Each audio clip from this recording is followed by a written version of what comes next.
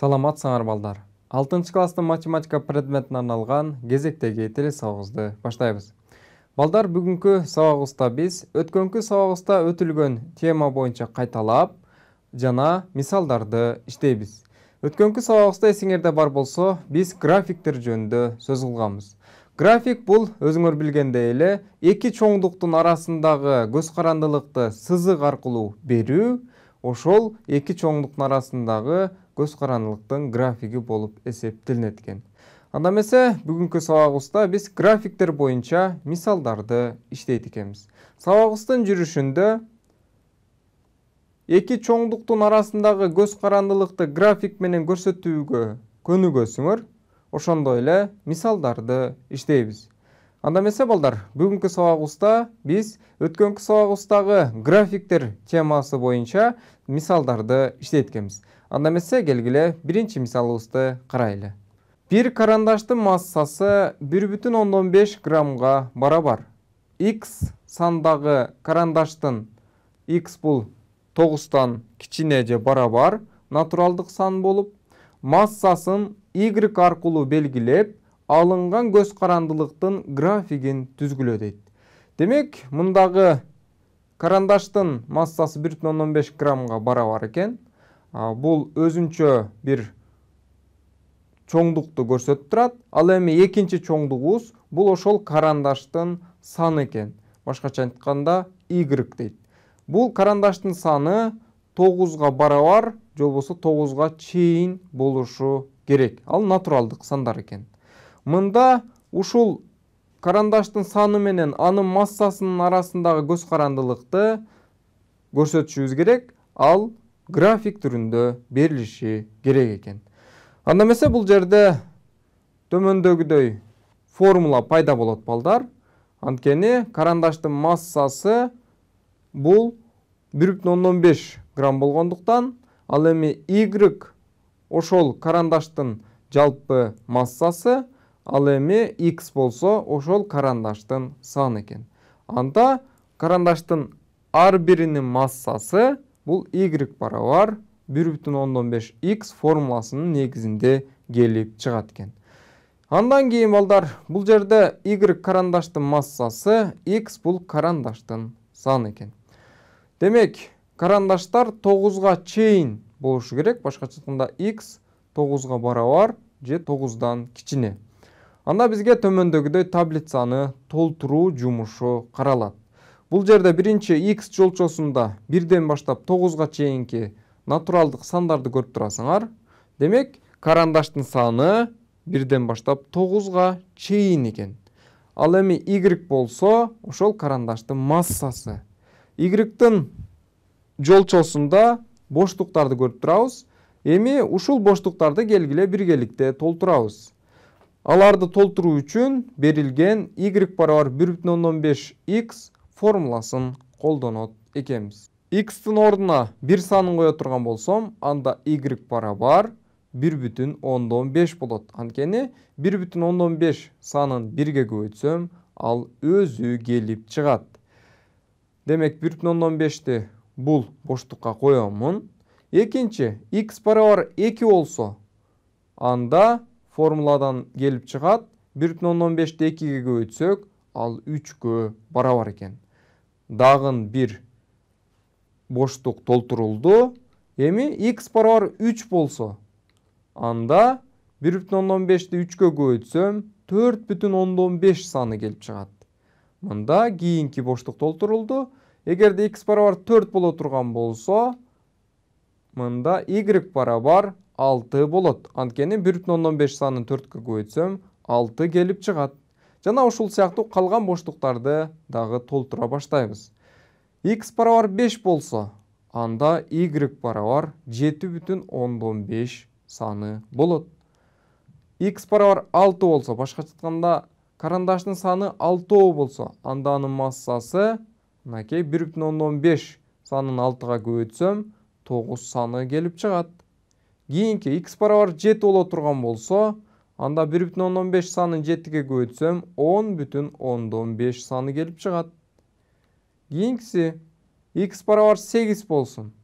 Анда Y барабар 12 келип чыгат. Анткени 1,15 санды 8-ге көйтсөк 12. X барабар 9 болсун. Анда Y барабар 13,5 болот. Себеби 1,15 санын 9-га көйтсөк балдар, ал 13,15 санын бизге берет. Мына акыркы боштукча дагын толтурулду. Эми биз мынакей таблицаны түзүп алдык. Бул таблицаларда X жолчосунда ошол карандаштын саны, ал эми Y жолчосунда анын массалары берилди. Эми ушул карандаштын саны менен анын массасынын арасындагы көз карандылыкты биз график аркылуу беришибиз керек. Келгиле анда эмесе графигин түзөлү. Мына тик бурчтуу координаталар системасын алалы. Мында OX огу жана OY огун көрүп турабыз. Эми ушул таблицадагы маанилерди ушул координаталык системада жайланыштыралы. Биринчи, эгерде x барабар 1 болсо, y барабар 1,15 болот дейт. Демек x-тан 1 алабыз жана y-тан 1,15 санын алып, аларды тик бурчтуу туташтырсак, A деген чекит пайда болду. Бул ошол эки чоңдуктун арасына көз карандылыктын биринчи чекити болсун. Экинчи мааниси, эгерде x барабар 2 боло турган болсо, анда OX огунан 3 алабыз. Аларды туташтырсак, B чекити келип чыкты. Үчүнчү маанисин, эгерде x барабар 3 боло турган болсо балдар, анда y барабар 4,15 келип чыккан. Үчүнчү S чекити пайда болот. Төртүнчү, x-тан 4, ал эми y-тан 6. Анда төртүнчү D чекити пайда болду. X-тан 5 болсо, y-тан 7,15 дейт. E деген чекит менен белгилеп коелу. Бул кийинки чекит. Эгерде x-тан 6 болсо, анда y-тан 9 дейт. Мынакей, бул кийинки биздин F деген чекитибиз экен. Жана x-тан 7 болсо, y-тан 10,15 дейт. Демек K чекит болсун. Кийинкиси x-тан 8 болсо, анда y-тан 12. L чекити жана акыркы маанибиз x-тан 9 болсо, y-тан 13,15 экен. Мынакей, бизде кийинки M деген чекитибиз пайда болду. Мына балдар, биз таблицадагы ушул маанилерди тик бурчтуу координаталар системасында жайгаштырып, төмөндөгүдөй чекиттерди алдык. Эми бул чекиттерди туташтырсак, ушул эки чоңдуктун арасындагы көз карандылыктын графиги пайда болот. Келгиле биргеликте туташтыралы. Мына туташтыра турган болсок, мына түз сызык пайда болду. Биздин берилген көз карандылыктын формула түрүндө жазылуусунда түз пропорциялуулук экендигин жакшы билебиз. Биз өткөн сабагыбызда айтканбыз, түз пропорциялуулуктун графиги түз сызык болот деп. Мына бизге далилдөө катары көрүнүп турат. Анда эмесе келгиле бизге төмөндөгүдөй экинчи мисал берилсин. 2000 жылдан 2016 жылга чейинки Кыргыз Республикасынын калкынын санынын графиги таблицаны толтургула дейт. Мына балдар, бизге төмөндөгүдөй график берилди. Бул график 2000 жылдан 2016 жылга чейинки Кыргыз Республикасынын калкынын санынын графиги экендигин көрүп турабыз. Мында OX огунда бул жылдар, ал 2000 жылдан баштап 2016 жылга чейин жазылып турат. Ал эми OY огунда бул калктын саны. Бул 4 миллиондон 6 миллионго чейин жазылып турат. Жана алардын арасындагы төмөндөгүдөй график берилиптир. Демек бул жерде эки чоңдук. Булар биринчиси бул жыл, убакыт башкача айтканда, экинчиси бул калктын саны экен. Булардын арасындагы көз карандылыктын графиги мына бул сызык болуп эсептелинет. Эми биздин мисалыбызда бул таблицаны толтургула дейт. X өзгөрмөсүнүн жолчосунда эки санды көрүп турабыз. Булар 2003 жана 2006. 2003 жылда калктын саны канчага барабар экендигин графикти пайдаланып табалы. Жана 2016 жылда калктын саны канчага жеткендигин ушул графикти пайдаланып чыгарабыз. Же болбосо таблицаны толтурабыз. Адегенде биз биринчи бул боштукту толтуралы. X'тан 2003'тү алабыз, мынакей. Анда A деген чекит бар экендигин жакшы билебиз. Андан кийин Y огуна перпендикуляр түшүрөбүз. Перпендикуляр түшүрсөк, анда 5 миллионду бизге көрсөтүп турат. Демек, калктын саны 2003 жылда 5 миллионго жеткен экен. Кийинки боштукту толтурабыз. Бул X'тан 2016 дейт.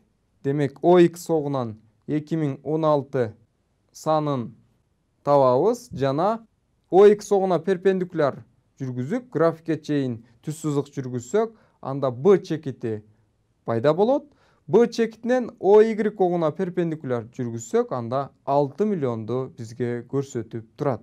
Мындан калктын саны 2016 жылы 6 миллионго жеткен экен. Демек, биз бул таблицаны толтуруп, берилген мисалыбызды чыгардык десек болот. Мынакей балдар, биз мына өткөнкү сабагыбызда өтүлгөн графиктер боюнча мисалдарды иштеп жатабыз. Анда эмесе келгиле, мен силерге төмөндөгүдөй суроо берейин. Суроо: төмөнкү таблицада ымыркайдын чоңоюшундагы алынган маалыматтар камтылган. Бул чоңдуктун графиги кандай экендигин аныктагыла дейт. Демек, бизге төмөндөгүдөй таблица берилди. Бул таблицада X бул ошол ымыркайдын чоңоюп жаткан айы, же болбосо убакыт десек болот. Ал эми Y болсо бул сантиметр. Мындан келип чыгат, ымыркайдын чоңойгондогу убакыт жана узундуктун арасындагы көз карандылыкты көрсөтүшүбүз керек. Мында эгерде ымыркай 1 ай болсо 54 сантиметр дейт таблицадан, экинчи 2 ай болсо 58 сантиметр болот экен, үчүнчү 3 ай болсо 61, 4 ай болсо 62, жана 5 ай болсо 64 сантиметр болот экен. Эми бул жерде эки чоңдуктун арасындагы көз карандылыкты чийме менен көрсөтүшүбүз керек. Ал көз карандылык албетте график түрүндө берүүгө мүмкүн. Мында биринчи чоңдук бул айлар дедик, же болбосо убакыт. Экинчи чоңдугубуз бул узундук, же болбосо Y өзгөрмөсү. Эми балдар, мында суроо төмөндөгүдөй болсун. Ушул чоңдуктардын графиги кандай экендигин аныктагыла дейт. Биз айтканбыз, график түз сызык жана ийри сызык болуп бөлүнөт дегенбиз. Анда эмесе жооптордун варианттары: биринчи түз сызык, экинчи ийри сызык экен. Анда эмесе убакыт кетти.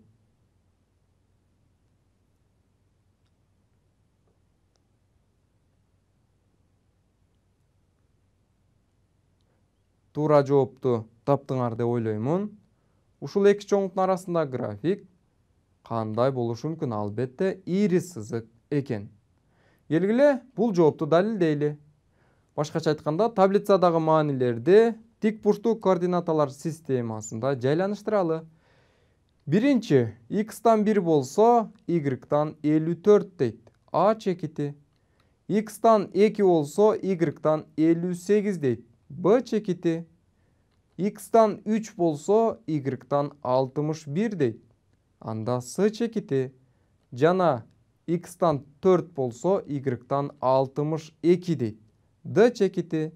X'тан 5 болсо Y-тан 64 дейт. K чекити.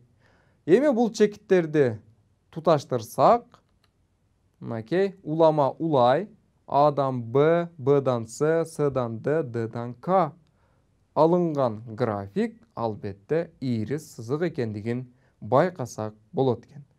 Анда эмесе балдар, кийинки мисалыбызды иштеп көрөлү. Турист тоого карай 3 км/саат туруктуу ылдамдык менен жол жүрдү. Ар бир жарым сааттан кийин 3 саатка чейин канча аралыкты басып өткөндүгүн таблицага жазгыла, жол жүрүүнүн графигин сызгыла дейт. Демек, турист туруктуу ылдамдык менен тоону көздөй жол жүрүптүр. Ар бир жарым сааттан кийин, албетте 3 саатка чейин, канча аралыкта басып өткөндүгүн таблицасын жазышыбыз керек жана алардын арасындагы графикти сызышыбыз керек. Таблицаны толтуралы. Мында Т саат, же болбосо убакыт, S бул басып өткөн жол, же болбосо аралык. Эми бул жерде төмөндөгүдөй формула келип чыккандыгын айтканы турам. Бул S барабар 3 көбөйтүлгөн Т. Мында S басып өткөн жол, Т убакыт. Ар бир километрин 3 сааттан басып өткөндөн кийин бул S барабар 3T деп жазылуусу, же болбосо формуланын келип чыгышы мына ушундан байкасак болот. Эми балдар, бул жерде ар бир жарым сааттан кийин 3 саатка чейин дейт. Демек 0,5 бул жарым саат сандык түрдө жазылышы, 1 бул 1 саат, 1,5 бул 1 жарым саат, 2 бул 2 саат, 2,5 бул 2 жарым саат, 3 бул 3 саат дейт. Эми ушул ар бир жарым сааттагы басып өткөн жолдун аралыгын табышыбыз керек. Аны биз формула менен чыгара алабыз. Биринчи боштукту толтура турган болсок, жарым саатта турист тоого карай канча километрди басып өткөн болот? Формула боюнча мында T'нын ордуна 0,15ти кое турган болсок, анда 3кө көбөйтүп 1,5 деген аралыктын узундугун аралыкты алабыз. Экинчи, эгерде турист 1 саатта канча аралыкты басып өтөт? Мында T'нын ордуна 1ди кое турган болсок, анда 3 келип чыгат. Демек турист 1 саатта 3 километрди басып өтөт экен. Кийинкиси Т барабар 1,15 болсун. Анда S барабар 4,15 болот. Анткени 1,15ти 3кө көбөйтсөк 4,15.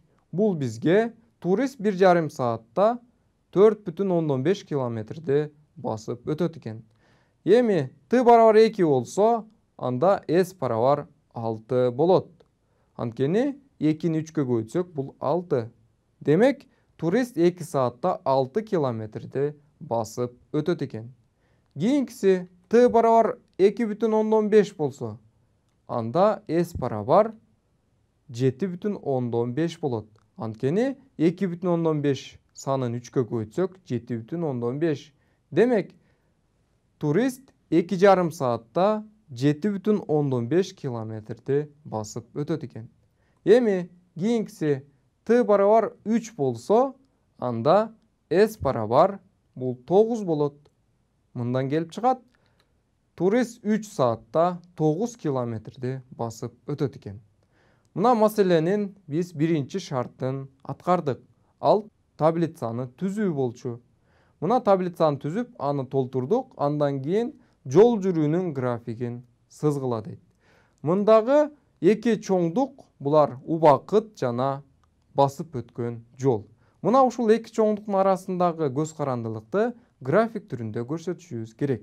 Ал үчүн берилген таблицадагы маалыматтарды, же болбосо маанилерди ошол тик бурчтуу координаталар системасында жайгаштырсак, бизге графикти берет. Анда эмесе келгиле жайгаштырып көрөлү. Мында тик бурчтуу координаталар системасын көрүп турабыз. Мында координаталар октору ОТ жана ОС. Т бул убакыт, ал эми ОС огунда булар километр, же болбосо басып өткөн жол көрүнүп турат. Эми таблицада маанилерди кое турган болсок, биринчи T'дан 0,15 болсо, S'тен 1,15 дейт. А чекити. Кийинкиси T'дан 1 болсо, S'тен 3 дейт. Б чекити. Кийинкиси T'дан 1,15 болсо, S'тен 4,15 дейт. С чекити пайда болот. Жана T'дан 2 болсо, S'тен 6 дейт. Анда Д чекити жана кийинки 2 таблицадагы маанилерди коелу. T'дан 2,15 болсо, S'тен 7,15 дейт. Мынакей, аларды туташтырсак, К чекитин бизге берет. Кийинкиси T'дан 3 болсо, S'тен 9 дейт. Мынакей, М чекити көрүнүп турат. Мынакей биз ушул таблицадагы маанилерди тик бурчтуу координаталар системасына жайгаштырдык. Мында жалпысынан 6 чекит табылды. Бул чекиттерди туташтырып, биз убакыт менен басып өткөн жолдун арасындагы көз карандылыкты график түрүндө көрсөтө алат экенбиз. Же болбосо чиймесин көрсөттүк десек болот. Мына бул жерде түз сызык болгондугун дагы мен силерге айта кетейин. Анткени S барабар 3 көбөйтүлгөн T болду. Бул бизге түз пропорциялуулукту көрсөтүп турат. Биз айткандай эле түз пропорциялуулуктун графиги түз сызык болот. Анда эмесе балдар, биз бүгүнкү сабагыбызды жыйынтыктайлы. Бүгүнкү сабагыбызда биз өткөнкү сабагыбызда өтүлгөн графиктер темасы боюнча кайталап, мисалдарды иштедик. Анда эмесе келерки сабакка чейин саламатта калгыла.